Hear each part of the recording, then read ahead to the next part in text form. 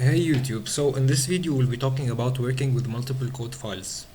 So here we have the program we had from our previous lesson, and let's say I would like to move this function here to a different file. So here I have code file 1, which includes my main function, and code file 2, which includes my double of function.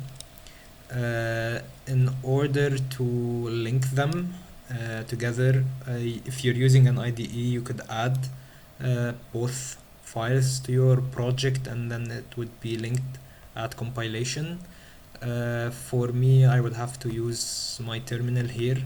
So to do so, you have G++, for example, and code file 1, which is my first code file, and then code file 2, and then I would name it, for example, multi-files,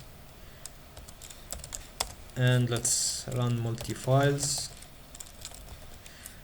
This won't compile because we actually haven't declared double off in this file here.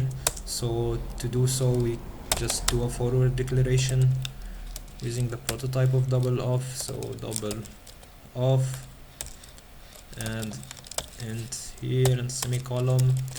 And now if we, let's clear this up here a bit, and if we run the program, you can see that it runs as expected.